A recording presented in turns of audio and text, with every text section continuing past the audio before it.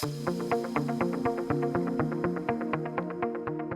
this is the poster competition where various studies and experiments related to beekeeping are advertised in the form of posters.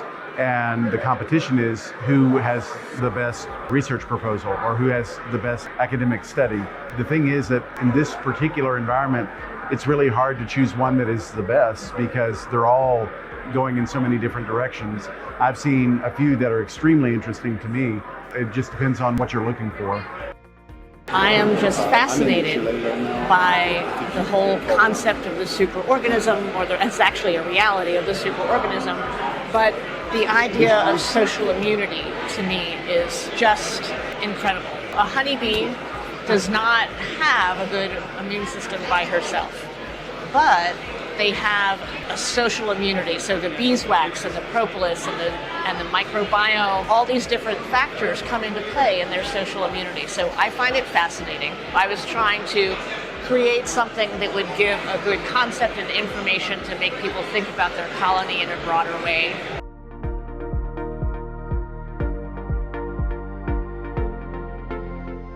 Before we start tasting, can you tell us a little bit about Manuka honey? Yes, okay, so Manuka honey, native to New Zealand. Manuka honey comes in strengths, various strengths, so medicinal properties measured in MgO, methylglyoxyacetane. We've got Manuka bush there with the white flowers on it, and that's kind of a typical landscape of where the Manuka grows. It's a regenerative bush, so if the land is regenerating from farmland back to bush, or a fire goes through, Manuka just naturally pops up as a blanket covering. Okay. And then the larger native trees and florals come through that bush. So, cool. Yeah. So can I try some? Yeah. So, right. So we're going to start here with the Southern Rata because we always leave the Manuka to last, as it's quite a strong flavour. So this is Southern Rata. Extremely fragrant. Wow. That's It's a really nice one, that one. Yeah, you can really taste the flavor. I mean, taste the floral source. Yeah. Sources. Yeah. So that's a monofloral. That is That's a monofloral. Okay. monofloral, yep. Now this one is a kami, so I'm going to get you to smell this one before you taste it. Oh wow. So the kami, this white bottle brush here, so it's got quite a pungent smell, and the taste is completely different to the smell. It smells almost like a woody leather. Woody leather or wet socks, gym wet socks, something like that. Yeah. But not unpleasant. I mean, I don't think it smells bad or anything like that. It just it smells very earthy. When we're extracting it, it fills the shed with that aroma. Wow, the flavors really kick in. Yeah. After you take that initial, and it's richer all the way through. Yes. Wow. Yep. So this one's a Ririwa. So the Ririwa is this red flower here. The nectar comes from the very tips of those yellow prongs. Wow, So that's a very thorny looking plant. It's a thorny looking plant, but it's not thorny, it's quite soft. So, oh really? Yeah, Wow. and it's a tree. This one is a really tall tree. Oh wow, So, okay.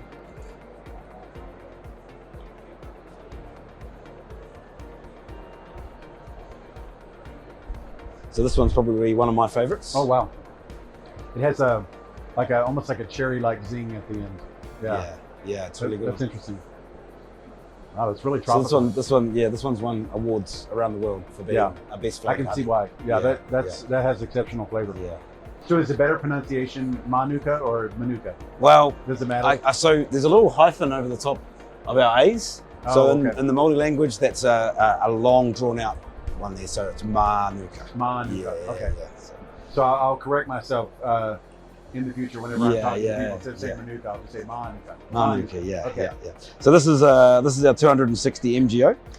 So this is our mid-range Manuka. So this is going to make me younger, stronger, and better. Starting to get into the medicinal grades of Manuka. Okay, all right. Today's my birthday, so I'm just going to pretend like I'm rolling back the clock instead of rolling forward the clock. Yeah. Sounds good to me. Oh wow! Wow, you can really taste the increase of the Manuka strength. Yeah, this one's now the 530 MgO, so you're getting quite a bit stronger now. We've creamed all of these honeys. New Zealand honeys grow naturally a quite a severe crystallization, right. So texture eating is not very nice. So we cream to control that texture. Sure. and creaming techniques vary with moisture, time, temperature. So there's various techniques used across the board here. Because I like to experience with the cultures what would one like over another. So this one, you're getting right up to the top end now. This is that's a 820 MGO. So this has not had any creaming.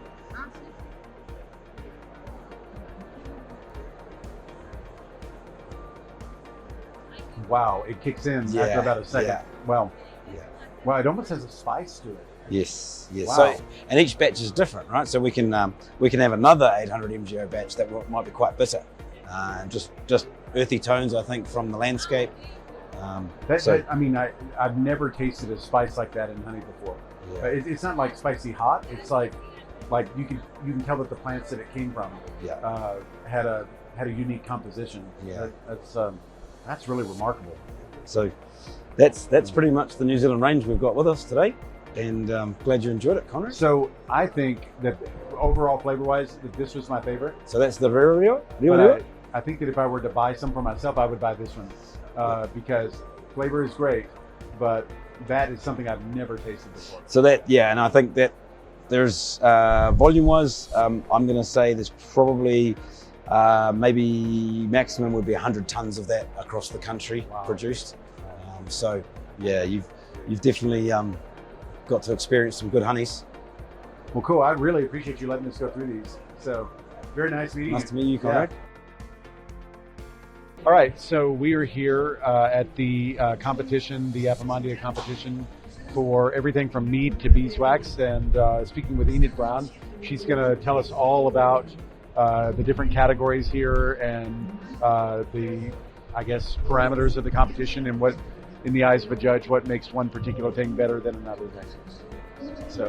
So we'll start here with class 1, which is the traditional mead, both sweet and dry, and the judge is looking for clarity, aroma, and eventually tastes it. All the meads are very pleasant. It's not something that you can make overnight. It takes several years for it to mature. Obviously, the important part is being able to taste the honey as well. So we move on here to the different beeswax classes. It may look plain, but in fact, it's actually one of the hardest things to make. The secret is in having the wax really nice and clean, choosing a nice pale wax. Cappings wax is best, and for a block of wax, cooling it very, very slowly so it doesn't suddenly crack at the very end. Well, let's look at these sculptures here. The sculptures are amazing. They are. This is the one that got the gold, and there's always a huge amount of work's gone into this.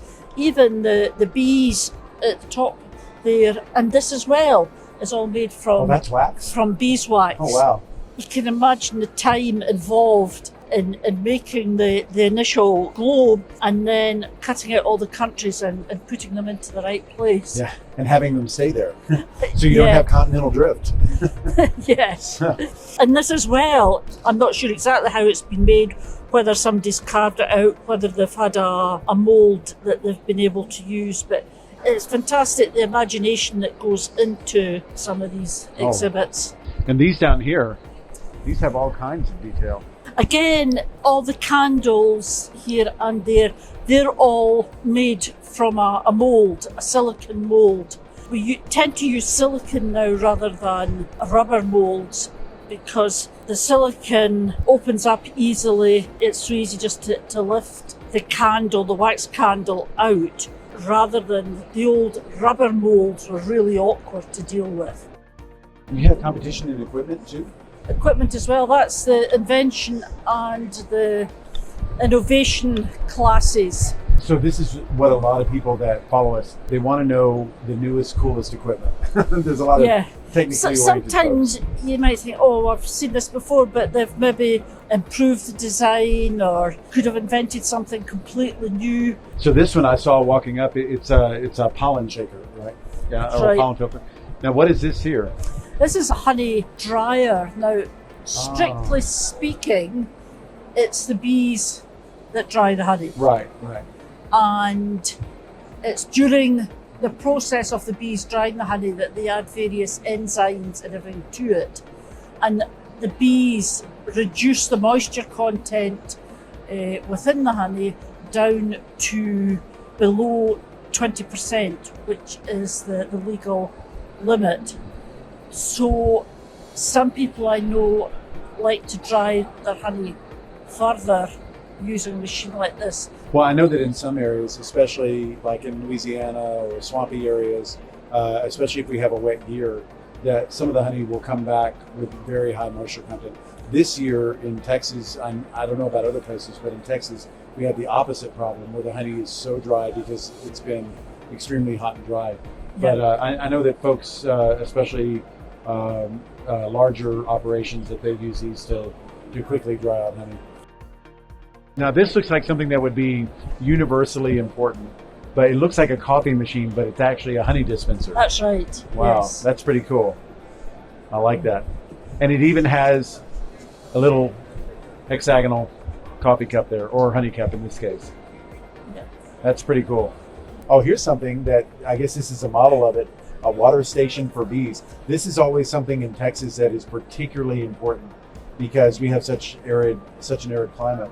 And this is probably one of the more interesting things I've seen. I think that's a quite a good idea that they have this filled with water and it just gradually comes through, and then the bees can come to here and collect the water as required. Yeah, we've had a streak of days in Texas well above 100 degrees Fahrenheit, very, very hot. Yeah. And what will happen is we'll put a 5-gallon bucket of water in a field that does not have immediate access to water, and it'll be gone by the end of the day. So going out every day, it's impractical.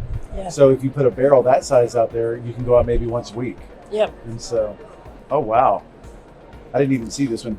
This is a display, and the idea is basically how fancy can you make it. You're allowed to use wax, mead, honey, other products from the hive. I love that there's a competition for how fancy can you make it.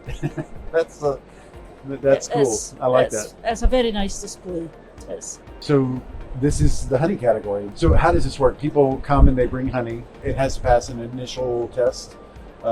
they bring their honey in. It's in various categories: monofloral, multifloral honey. So you're getting honeys from all different countries here. The judges look at it for aroma, clarity, how well it's been presented, and for taste and viscosity. A huge variety of different types of honey, obviously depending on the country that they've come from. Well, I really appreciate you showing us all of this, and I think that it'll lead to people in the United States in particular becoming more appreciative of all the work that goes into this program here. So thank you very, very much. Thank you.